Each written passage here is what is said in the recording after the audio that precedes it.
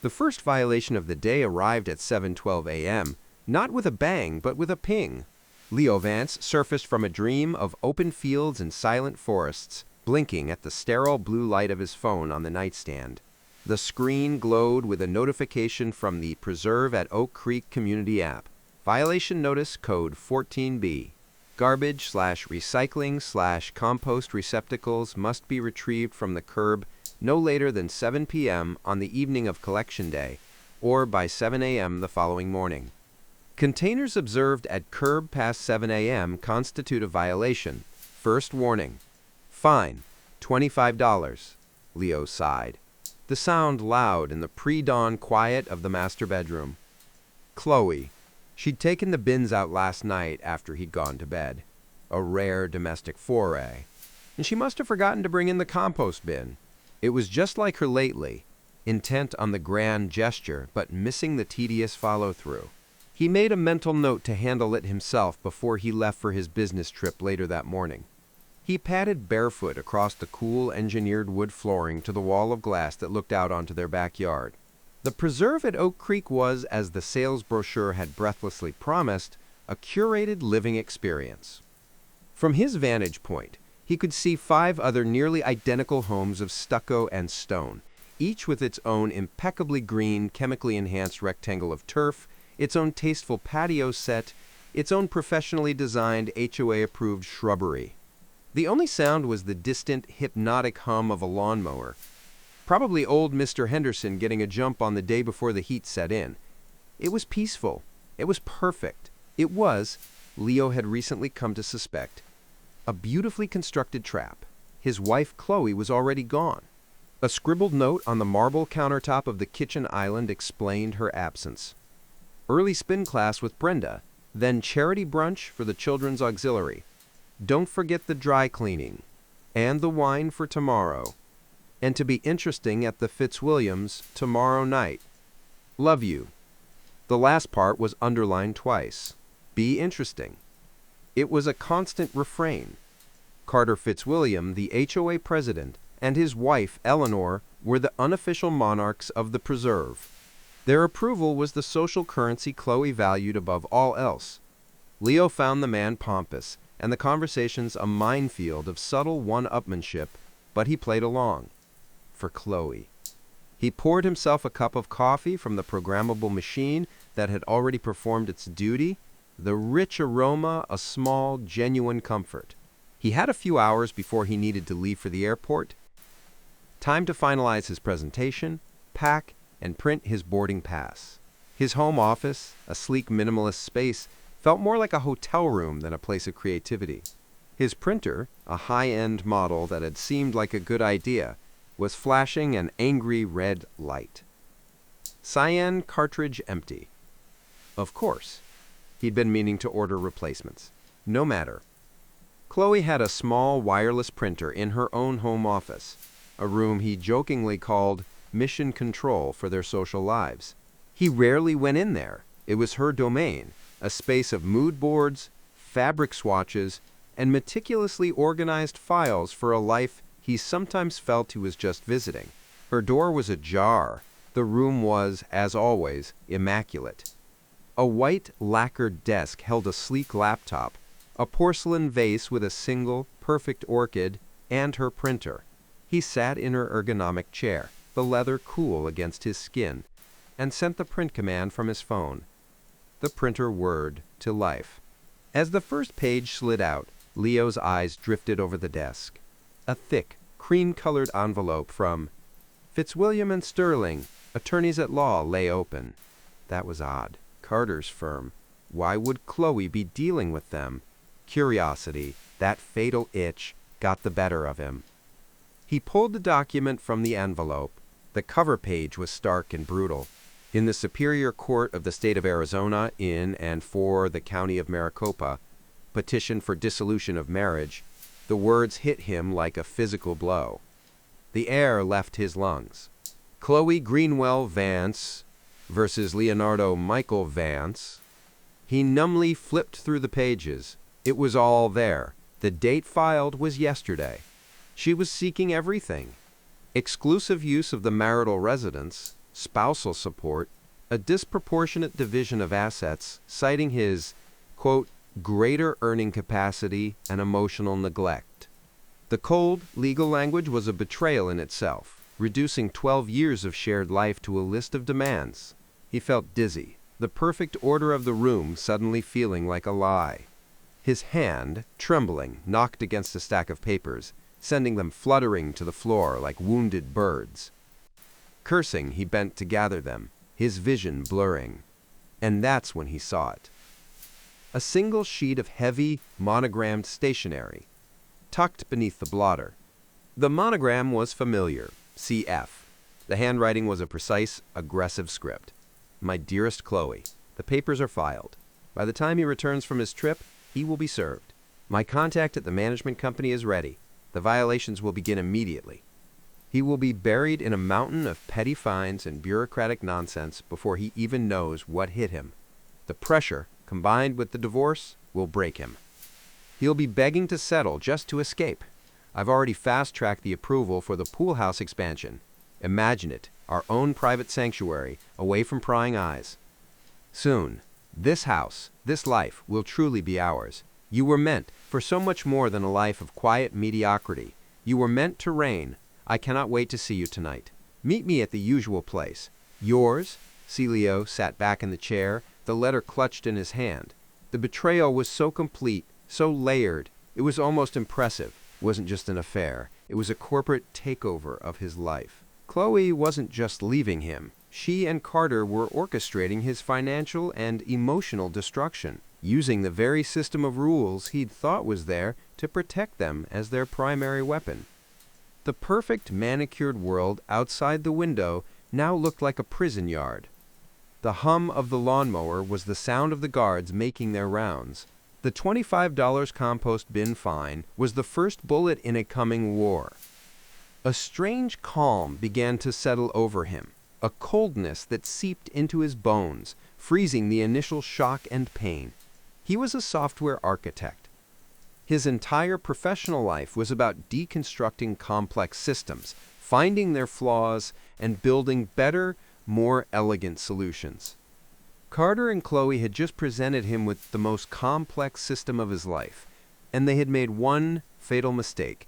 They had underestimated the quiet man. He carefully placed the letter back where he found it, stacked the divorce papers neatly, and left the room, closing the door softly behind him. He walked back to his own office, the violation notice on his phone now seeming like a quaint relic from a past life. He opened his laptop.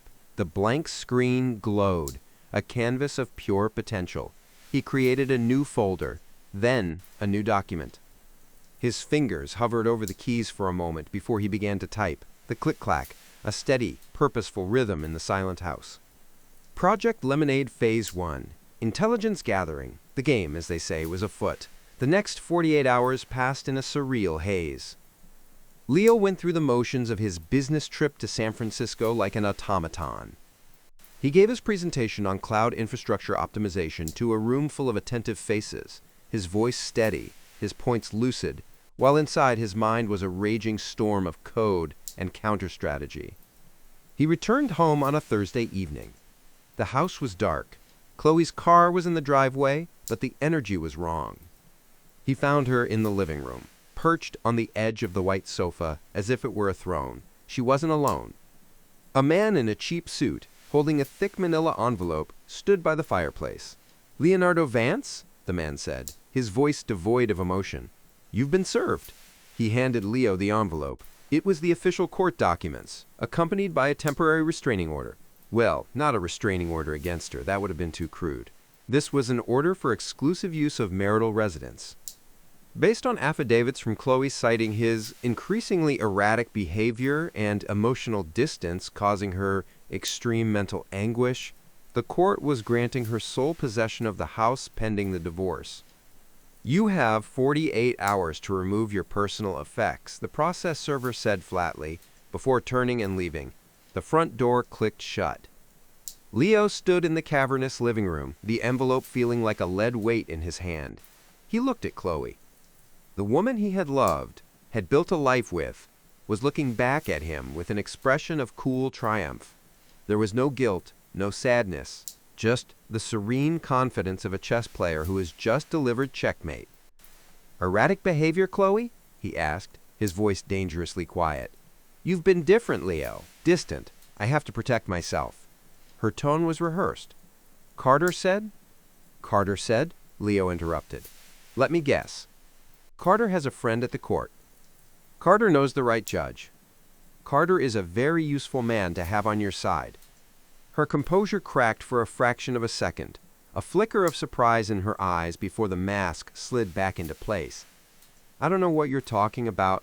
"Of course you don't," he said, turning away from her. He felt a profound exhaustion. Arguing was pointless. She and Carter had planned this too well. He spent the next day in a numb fury, packing his life into cardboard boxes. His clothes, his books, his record collection. He left behind the expensive, tasteful furniture she had chosen, the art that matched the sofa. It felt like shedding a skin he'd never been comfortable in. As he was carrying the last box to his car, a sleek sedan that suddenly felt like an absurd relic of his old life, the mail arrived. Among the usual catalogs and bills was a thick, official-looking envelope from the Preserve at Oak Creek HOA, C/O Apex Management Group. He tore it open. It was a cover letter and a multi-page printout. "Dear Resident Vance, please be advised of the following outstanding violations on your property at 1424 Serenity Lane. Fines are accruing daily until compliance is verified by an HOA compliance officer." He scanned the list. It was a masterpiece of petty tyranny. Violation 3A. Faded mulch in north-facing flower bed. Mulch must be Midnight Ebony brand, color number 4. Fine, $50. Violation 7C. Unauthorized flora in perennial border. The lavender bush Maya from the nursery had convinced him was a hardy, pollinator-friendly choice. Fine, $75. Violation 11F. Failure to maintain uniform blade height and verdancy of lawn. A single, faint yellow patch near the sprinkler head. Fine, $100. Violation 18D. Non-compliant decorative object. The simple copper wind chime his mother had given them as a housewarming gift, deemed excessively audible and rustic. Fine, $50. It went on and on. 17 violations in total. The accrued fines were already over $1,000. This was Carter's opening salvo, a clear message. "I control this domain, and I will make your life a living hell." Leo didn't feel anger this time. He felt a grim sense of validation. They were playing their hand exactly as he'd predicted. He tossed the letter onto the passenger seat, next to the divorce papers. His new home was a furnished, one-bedroom apartment in a complex a 20-minute drive away. It had beige walls, beige carpet, and the faint smell of stale popcorn. It was the absolute antithesis of the Preserve. It was perfect. He placed the single box he'd carried up on the generic dining table. Inside were his laptop, a few changes of clothes, and the file folder containing the HOA violation notice and the divorce petition. He plugged in his laptop, the screen flaring to life in the dim room, illuminating the file he'd created, Project Lemonade. Phase 1 was complete. The enemy had revealed its tactics. It was time for Phase 2, building the arsenal. The first week in the apartment was the worst. The silence was different from the quiet of the Preserve. This was a hollow, echoing silence, broken only by the hum of the refrigerator and the muffled sounds of neighbors he would never meet.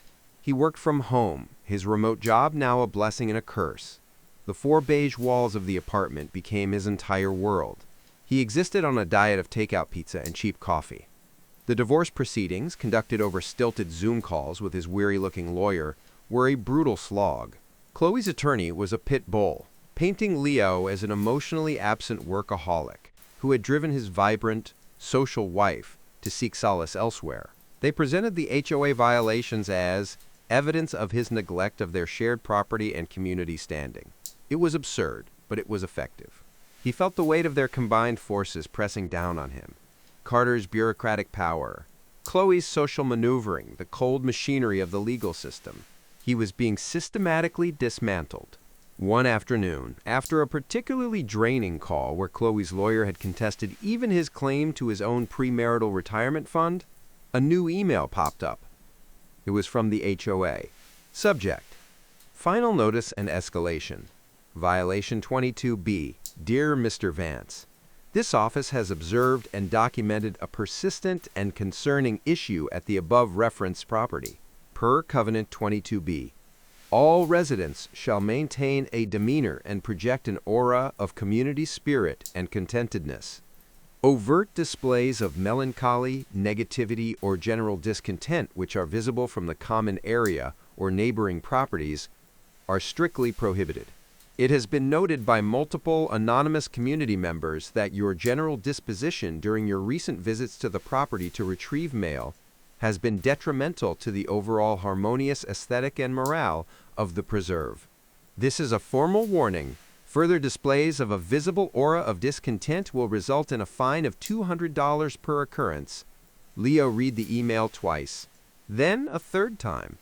A strange sound bubbled up in his throat, a choked, rusty thing he barely recognized as laughter. A violation for his emotional state? It was so preposterous, so blatantly abusive, that it didn't just anger him, it enlightened him. This was Carter's weakness, his arrogance. He believed his power was so absolute, the system he controlled so unassailable, that he could weaponize it in the most ludicrous ways imaginable, and face no consequences. He was a bully, and like all bullies, he was lazy. He relied on his victims' fear and confusion. But Leo was no longer confused, and the fear was being burned away by the cold, clean fire of purpose. He stood up from his cheap desk, the laughter dying in his throat. He walked to the small kitchen, filled a glass with water, and drank it slowly, looking out the window at the unkempt, but lively, courtyard below. Kids had left a bike on its side. Someone had a balcony with a riot of colorful, unapproved flowers. It was messy. It was real. He returned to his laptop. The Project Lemonade file was open. He deleted the title of Phase 2, Building the Arsenal. It was too aggressive. Too much like them. He typed a new title. Phase 2, Cultivation. He needed two things: knowledge and allies. The knowledge he could get himself. The allies that would require venturing back out into the world. The next morning, instead of logging directly into work, he Googled native plants, drought-resistant landscaping, and nursery near Oak Creek. One name came up repeatedly, with glowing reviews: Maya's Garden, Uncommon Plants for Common-Sense Gardeners. It was a start. Maya's Garden was not what Leo had expected. Tucked away on a dusty side road, a few miles from the stifling perfection of the preserve, it was a lush, chaotic paradise. There was no stucco or brushed nickel in sight. Instead, winding paths led through a jungle of vibrant greenery, buzzing with bees and the flutter of butterflies. The air was thick with the scent of damp earth and blooming jasmine. A woman with sun-streaked brown hair, tied in a messy bun, was wrestling a large potted olive tree onto a wooden cart. She wore cargo shorts, a tank top, and a pair of heavy-duty gardening gloves. This had to be Maya. "Need a hand?" Leo asked, his voice feeling unused. She looked up, wiping a smear of dirt from her forehead with the back of her glove. Her eyes were a warm, intelligent brown, and they assessed him quickly, taking in his clean polo shirt and khaki shorts, the uniform of the preserve. "Depends," she said, a hint of a smile on her lips. "You gonna tell me it's the wrong shade of green for my HOA's approved foliage list?" Leo blinked. "How did you know?" She laughed, a rich, genuine sound. "You all have a look.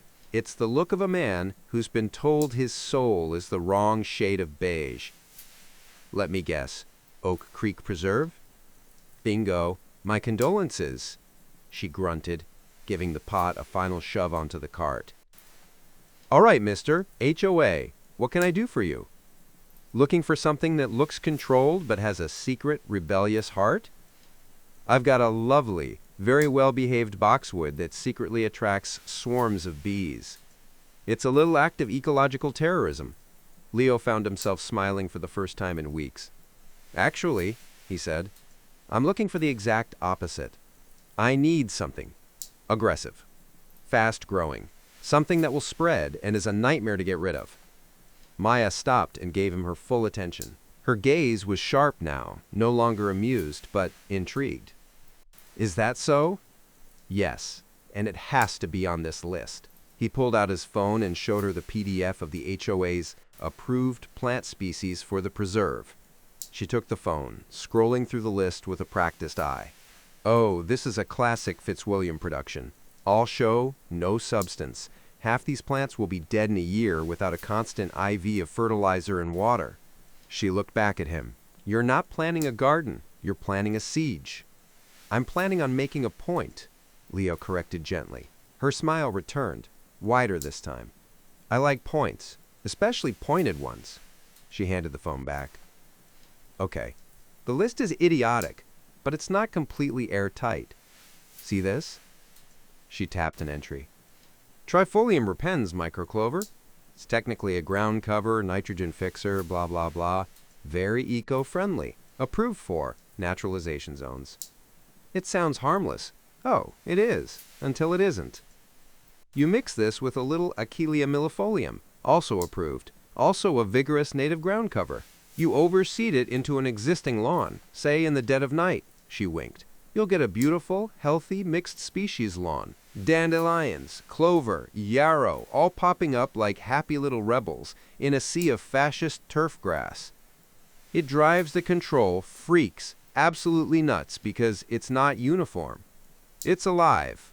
Leo felt a thrill, the same feeling he got when he found an elegant solution to a complex line of code. I'll take 5 pounds of the mix. Coming right up. She started scooping seed from a large bin into a bag. So, who's the lucky recipient of this botanical revolution? Let's just say it's a gift for the man who has everything. Especially rules. Ah, Maya said, weighing the bag. Going right for the king. Bold. I like it. She handed him the bag. This one's on the house. Consider it a sponsorship. I've had my own run-ins with the Preserve's architectural committee. They rejected my own garden design for my house because it had too much implied chaos. Where do you live? Leo asked, surprised. Not in the Preserve, thank God. Just on the border. Close enough to annoy them. She looked at him, her head tilted. You know, for a guy from the Preserve, you don't seem so bad. I'm in the process of evicting myself, Leo said, and it was the truest thing he'd said in a long time. He left the nursery with the bag of seed and something he hadn't realized he was missing, a spark of hope. He had found his first ally. She was earthy, sharp, and subversive. She was perfect. The next piece was knowledge. He spent his evenings not wallowing, but building his database. He scanned, OCR'd, and indexed every single page of the HOA's CC&Rs, bylaws, and meeting minutes. He created a relational database, cross-referencing rules, identifying contradictions, and flagging the most obscure and unenforceable regulations. It was during this deep dive that he noticed a pattern. In the voting records of the monthly board meetings, one name consistently voted nay on every new fine, every new restrictive covenant, every power grab by the president. The name was Arthur Millstone. A quick search revealed Arthur was a retired civil rights lawyer. He lived on Serenity Lane, just 3 houses down from Leo's old home. He was in his late 70s. According to the database Leo was building from public records, Arthur had been fined 11 times in the past 2 years for minor infractions. A bird feeder deemed excessively attractive to avian fauna, a newspaper left on his driveway for 3 hours, a holiday wreath displayed 2 days past the approved date. Arthur, it seemed, was a fellow dissident. The following Saturday, Leo drove back into the preserve. It felt like entering enemy territory. He parked a few streets over and walked, the bag of Maya's special seed mix feeling like a block of C4 in his pocket. He approached Arthur Millstone's house. It was subtly different from its neighbors. The lawn was just a little shaggier. The shrubs were not sculpted into perfect orbs, but allowed to grow into their natural shapes. And by the front door, standing proudly at 45 inches tall, was a mailbox. The HOA bylaws, Leo knew from his database, specified mailboxes shall not exceed 44 3/4 of an inch in height. It was a 1/4 inch of pure, unadulterated defiance. Leo walked up the path and rang the doorbell. The man who answered was tall and lean, with a full head of brilliant white hair and sharp, twinkling blue eyes behind a pair of old-fashioned spectacles. He held a leather-bound book in his hand, a finger marking his place. "Yes." "If you're here to tell me my rose bushes have an unapproved attitude, you can save your breath, son," he said, his voice a dry, pleasant rumble. "No, sir," Leo said, extending a hand. "My name is Leo Vance. I used to live at 1424. I believe you and I have a common acquaintance. Carter Fitzwilliam." Arthur Millstone's eyes narrowed, then crinkled at the corners with a slow, deep smile. He took Leo's hand in a firm grip. "Mr. Vance," he said, "I've been wondering when you might show up. Please come in. I've just put the kettle on. I think we have a great deal to discuss." As Leo stepped over the threshold, leaving the oppressive perfection of the preserve behind him, he knew Phase 2 was complete. The cultivation had begun. He had his allies. He had his knowledge. It was time to plant some seeds. Arthur Millstone's home was a sanctuary of comfortable chaos.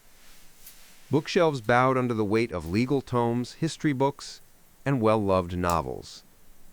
A grandfather clock ticked a slow, steady rhythm in the corner, and the scent of lemon polish and brewing tea filled the air. It was the polar opposite of Chloe's curated minimalism. "So," Arthur said, handing Leo a cup of Earl Grey in a chipped, delicate china cup, "the lion has awoken, and he's chosen horticultural guerrilla warfare. I approve." Leo smiled, taking the cup. "It's a start. I found your voting record in the meeting minutes. You're the only one who ever votes no." A lonely but principled stand. Arthur sighed, settling into a worn leather armchair. "Most people here are so cowed by the fear of a fine or social ostracization that they've forgotten how to think for themselves. Fitzwilliam is a petty tyrant, but he's a clever one. He knows true power isn't about dramatic acts. It's about the slow, grinding weight of 1,000 tiny rules. He doesn't break your will with a hammer. He suffocates it with paperwork." "I've noticed," Leo said wryly, thinking of the aura of discontent violation. "The key, my boy, is to never break a rule. You must make the rules break themselves." Arthur's eyes gleamed. "You use their own weight against them. You become a procedural ghost, a bureaucratic poltergeist." They talked for over an hour. Arthur laid out the landscape of the HOA board, the sycophants, the indifferent members who just rubber-stamped Carter's proposals, and the one or two who might be swayed if public opinion shifted. He explained the levers of power, the committees, and the management company Apex Group, which was mostly incompetent and easily overwhelmed. "Flood the zone," Arthur advised. "File so many requests, appeals, and clarifications that the entire machine seizes up. It's a classic move, but it must be done perfectly. By the book." "I can do perfect," Leo said, the software architect in him feeling a familiar thrill. "I've built a database of every bylaw, every covenant." Arthur looked impressed. "Excellent. A systemic approach. Now, about the seed." He picked up the bag Maya had given Leo. "A fine choice, but the delivery is key. You can't be seen. And it needs to be done just before a forecasted rain." "There's a 40% chance tomorrow night," Leo said. He'd already checked. Arthur's smile was beatific. "Then let us declare the dandelion offensive begun." The following night, under the cover of a moonless sky and a soft, drizzling rain, Leo found himself crouched at the edge of Carter Fitzwilliam's legendary lawn. It was a vast emerald carpet, so uniform it looked like astroturf. The only sound was the gentle patter of rain and the frantic beating of his own heart. He felt ridiculous, a 40-year-old man skulking in the rain, a bag of clover seed in his hand. but he also felt more alive than he had in months. This was action. This was agency. He moved with quick, efficient gestures, broadcasting the seed in wide arcs, focusing on the most visible areas near the sidewalk and the driveway. The tiny seeds disappeared into the damp thatch, invisible conspirators. It took less than 5 minutes. He melted back into the shadows, leaving no trace but the promise of future chaos. Then he waited. Weeks passed. Leo's life developed a new, satisfying rhythm. His days were for work, rebuilding his professional focus. His evenings were for Project Lemonade. He began Phase 3, the bylaw blitz. Using a template he and Arthur had crafted, he started filing official requests for rule clarification with the Apex Management Group. He started simple. Asterisk bylaw 4.7.3 states that fences shall be of a uniform, natural wood appearance. Please clarify, does natural refer to an unstained state, or are semi-transparent stains in earth tones permissible? If so, please provide a Pantone chart of approved shades. Then he escalated. Covenant 12.1.1 mandates quiet enjoyment between 10 p.m. and 7 a.m. Please define quiet enjoyment in decibels. Furthermore, does this regulation apply to the sound of automatic pool cleaners, which operate on a timer and are a common feature in the community? He filed 1, sometimes 2, every single day. Each request was impeccably formatted, cited the correct bylaws, and was submitted through the official portal. He used a slightly different writing style for each, creating the illusion of multiple pedantic homeowners. Meanwhile, spring took hold in the preserve, and on Carter Fitzwilliam's lawn, a revolution began. It started as a few faint specks of white amidst the perfect green. Then dots of yellow appeared. Within a week, the clover had spread, creating soft, shamrock-shaped patches, and the dandelions stood proudly, their sunny yellow heads brazenly facing the sun. Leo observed it all from a distance, usually during his daily walks, often with Maya, who had become a cheerful co-conspirator. "Look at them," Maya whispered one afternoon, nudging him as they walked past Carter's house. "They're so happy. They're having a little party." And they were. Bees bobbed lazily from dandelion to dandelion. The lawn was no longer a monotonous green, it was a tapestry of life. To anyone with a soul, it was more beautiful. To Carter Fitzwilliam, it was anarchy. The first sign of his distress was a team of landscapers, armed with sprayers, descending on the lawn. They doused it in weed killer.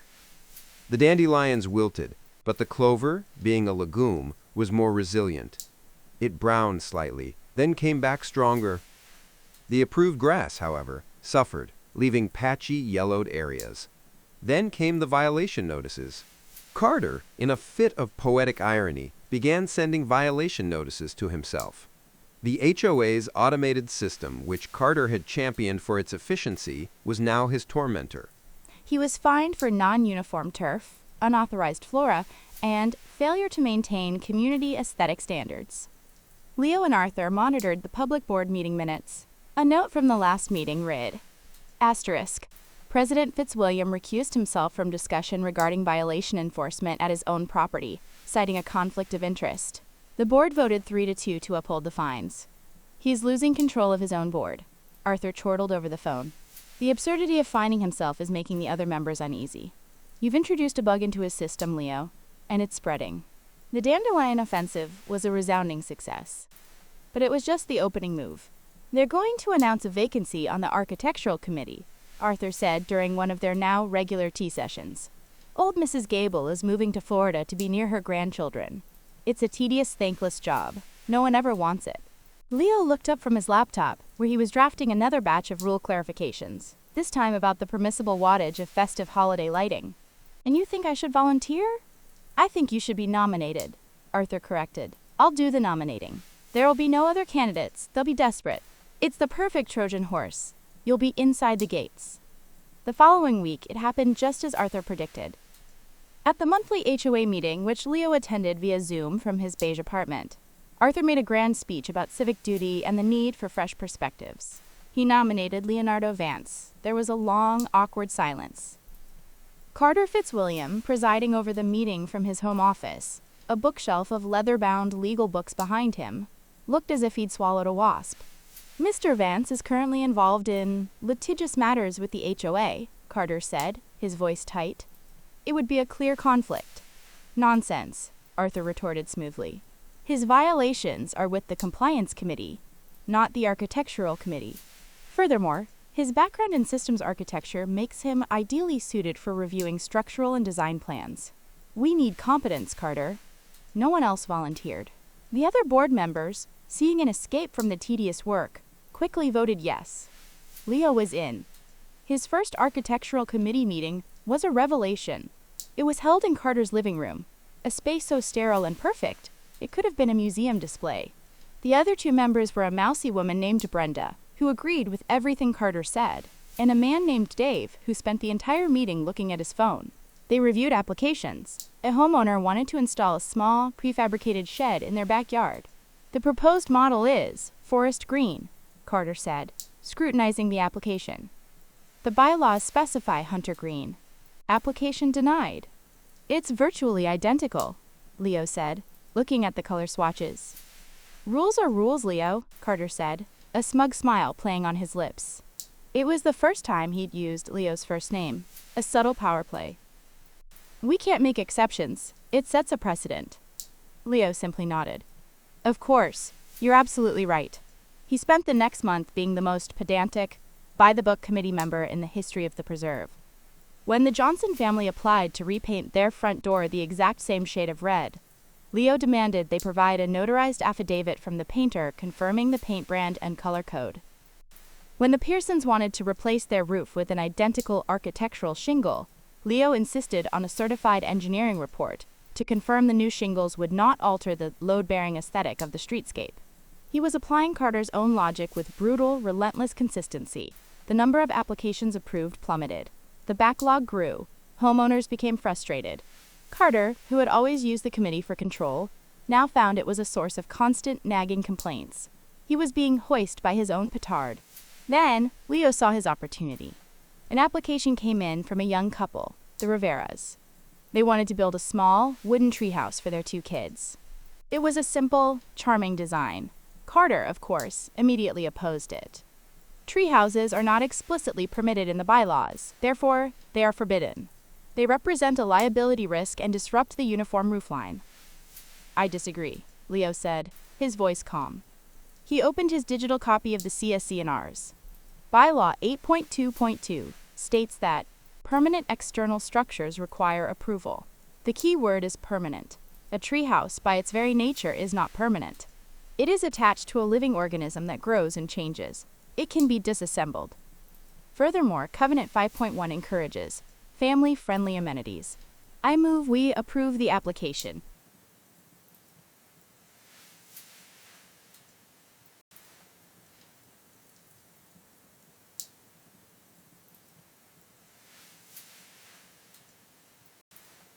Brenda looked startled. Dave looked up from his phone, intrigued. That's a very creative interpretation, Leo, Carter said coldly. It's a legal interpretation, Leo replied, channeling Arthur. If we are to be bound by the letter of the law, then we must adhere to the precise definitions. Is the treehouse permanent? No, therefore it does not fall under bylaw 8.2.2. I call for a vote. To Carter's stunned fury, Dave voted with Leo.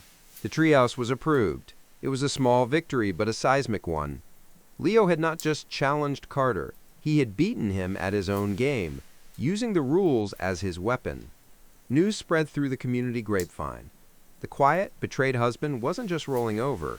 He was fighting back, and he was doing it from the inside. That weekend, Leo was at Maya's nursery, helping her unload a shipment of potting soil. It was hard, physical work, and he relished the feel of it. His hands were getting dirty, his muscles were sore, and he felt profoundly, genuinely good. I heard about the treehouse, Maya said, wiping sweat from her brow. You're a hero to every 6-year-old in the preserve. It's a start, Leo grinned. You know, she said, leaning against the bag of soil and looking at him thoughtfully. You're different. When you first walked in here, you were like a ghost. all pale and tense. Now you've got color in your cheeks. You look alive. Leo realized she was right. The revenge wasn't just about hurting Chloe and Carter anymore. It was about rebuilding himself. The campaign was his therapy. Maya's garden was his sanctuary. Arthur's mentorship was his education. He was no longer the man who had been betrayed. He was becoming someone new, someone stronger, someone interesting, and his work was far from done. The financial and social fronts of Project Lemonade were about to open. The noose was tightening. The treehouse victory was a spark, but Arthur insisted it was time to fan it into a flame that would threaten Carter's very foundation, his control over the HOA's finances. Tyrants need two things to maintain power, Arthur explained, spreading printed budget sheets across his coffee table. Fear and money. You've begun to erode the fear. Now we go after the money. Follow the cash and you'll find the corruption. Leo's database had already flagged several anomalies. The HOA's annual budget was substantial, funded by the steep monthly dues of every homeowner. A large portion was allocated to groundskeeping and landscaping, all of it going to a single company, Fitzwilliam Fine Landscaping. It's his brother-in-law's company, Arthur confirmed, tapping the name. No bid contract for the last 5 years. Their fees have increased 15% annually, while the services have, if anything, declined. Look at the common areas. The grass is patchy, the irrigation is leaky. It's a classic skimming operation. So we force a bid process, Leo said, his mind already working through the legal requirements. Precisely. But we don't just force it. We make it a public spectacle. We use the bylaw blitz to create cover, then we hit them with a formal, state-level complaint. The next phase of Project Lemonade began. Leo's requests for rule clarification evolved into formal appeals of financial expenditure. He and Arthur filed appeals for every questionable line item. Appeal of expenditure, invoice number 8342 from Fitzwilliam Fine Landscaping for fertilizer application. The quantity billed for 500 pounds exceeds the square footage of common area turf by a factor of 3. Please provide a detailed breakdown of application rates and areas serviced. Appeal of expenditure, payment of $2, 400 to Apex Management Group for compliance oversight. This appears to be a duplicate payment from invoice number 7211. Please clarify. They filed them in triplicate. One for the HOA board, one for Apex Management, and one for a public comment packet that was distributed to all homeowners before the monthly meeting. The goal was not just to question, but to overwhelm and to inform. The other homeowners, already grumbling about the treehouse saga and the sudden maddening inefficiency of the architectural committee, began to take notice. The preserve's unofficial Facebook group, normally a wasteland of lost pet notices and garage sale announcements, began to buzz with questions. Did anyone else get the financial appeal packet? $2,400 for a duplicate payment? My dues just went up again.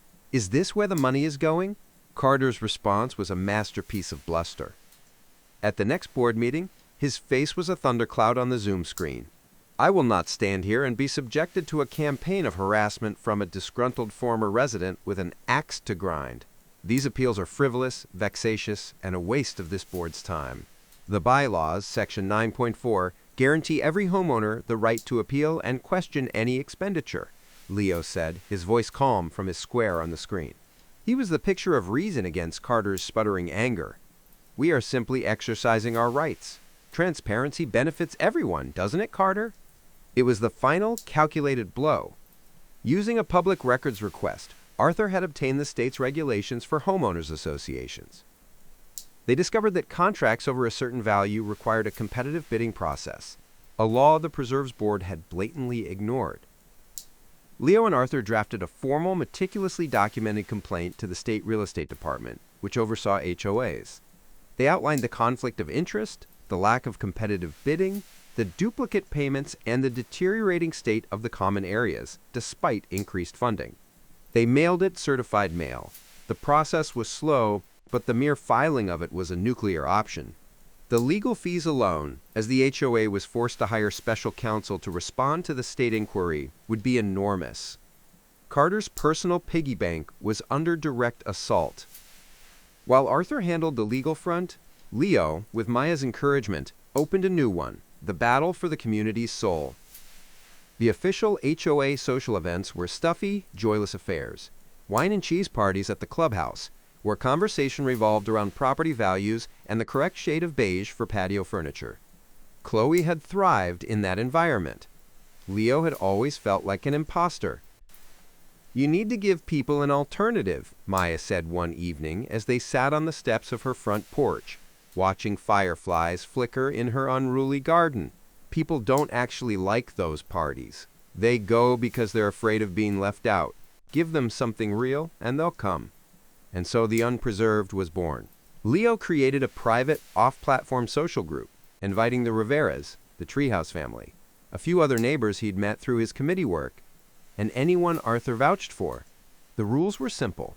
No talk of HOA violations, no gossip about home values, just community. Their first event was a potluck barbecue at a public park just outside the preserve's borders. Leo grilled burgers. Maya brought a giant salad from her garden.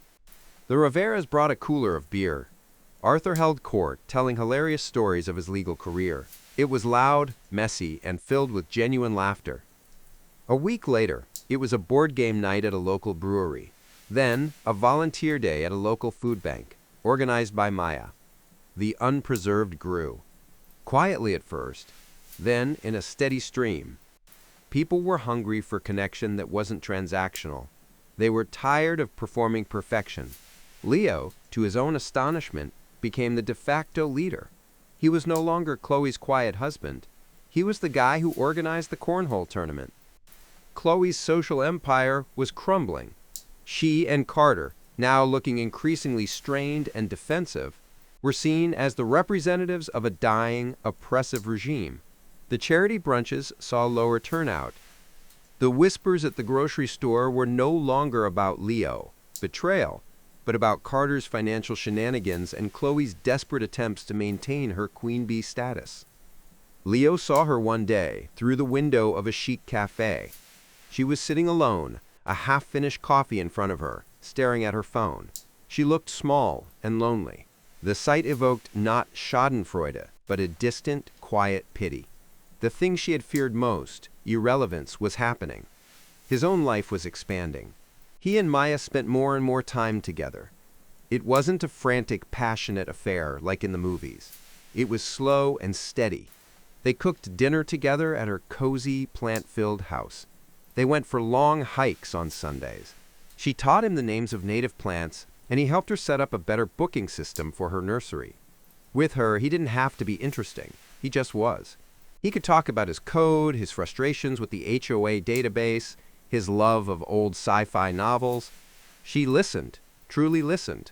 And he did the same for her, learning about the challenges of running a small business, her love for the desert ecosystem, her dream of starting a community seed library. One evening as they were washing dishes side by side, her shoulder brushing against his, she looked up at him. "You know, when you first walked into my nursery, you were a project. A cute, sad man who needed a little ecological vengeance," she said, her eyes soft. "But now you're just Leo, and I really like Leo." He looked at her, at the smile lines around her eyes, the streak of dirt on her cheek, and felt a sense of peace, so profound it almost hurt. "I really like Maya too," he said, his voice thick with an emotion he hadn't felt in years. It wasn't the dizzying infatuation he'd had for Chloe. It was something deeper, more durable. It felt like coming home. The revenge had been the catalyst, but this connection, this new life, was the prize. The pressure reached its boiling point at the annual homeowners meeting. It was held in the clubhouse, and the room was packed. The air was thick with tension. On one side of the room sat Carter, Chloe, and their dwindling band of loyalists, dressed in their finest, faces set in masks of haughty indifference. On the other side, and in the overwhelming majority, were the members of the Unpreserved, along with curious, newly empowered homeowners. Leo sat with Arthur and Maya near the back, a silent observer. Carter ran the meeting with a strained formality, rushing through the minutes, trying to avoid the elephant in the room. But when he opened the floor for homeowner comments, the dam broke. One by one, people stood up. The Riveras thanked the architectural committee for approving the treehouse, a direct jab at Carter. Another homeowner questioned the rising dues.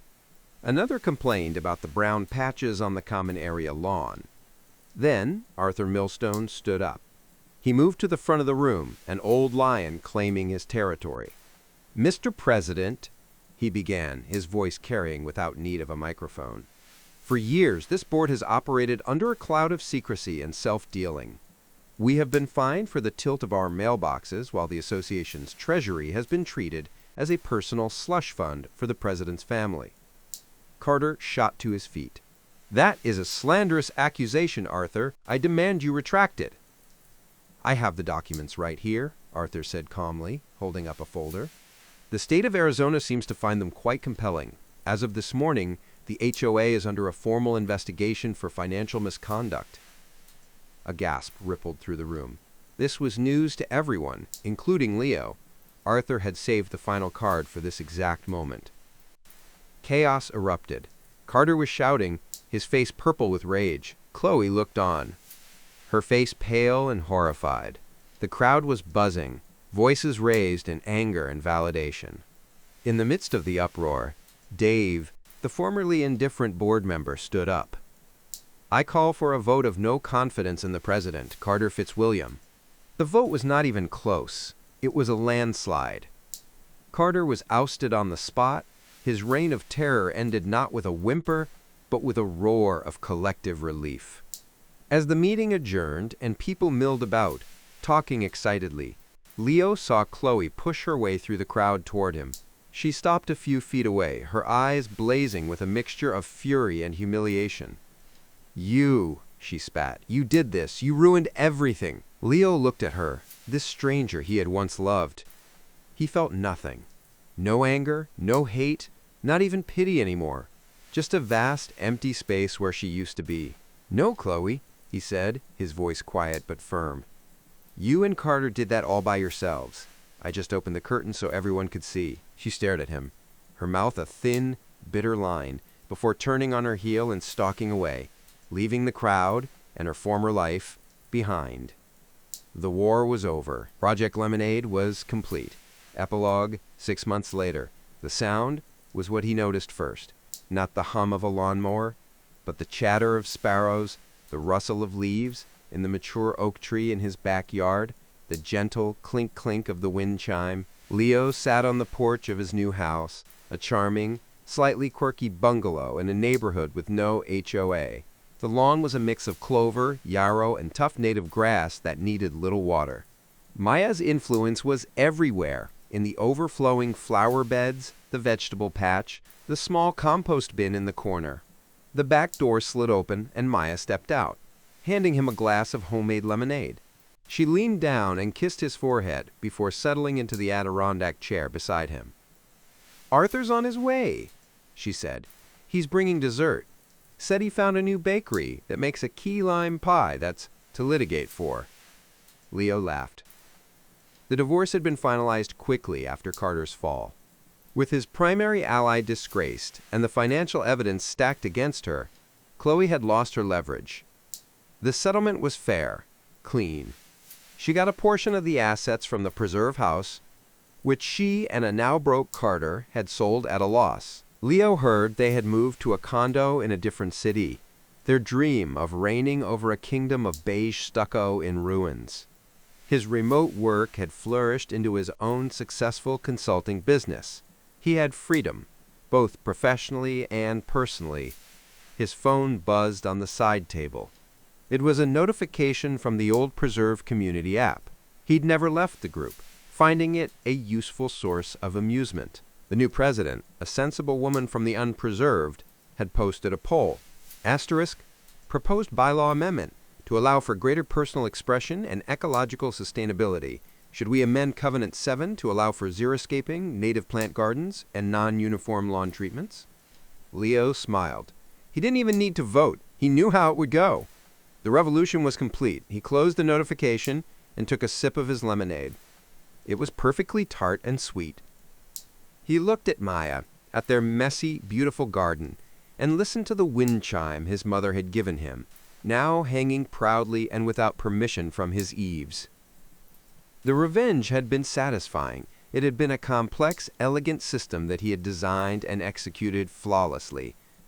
But as he sat there in the dappled sunlight, he knew it wasn't his greatest achievement. His greatest achievement was this peace, this freedom, this life built not on rules and appearances, but on genuine connection and the quiet, unassuming courage to be himself. He was finally, undeniably, interesting. That concludes this tale. If you want to be here for the next one, be sure to like and subscribe. Until next time.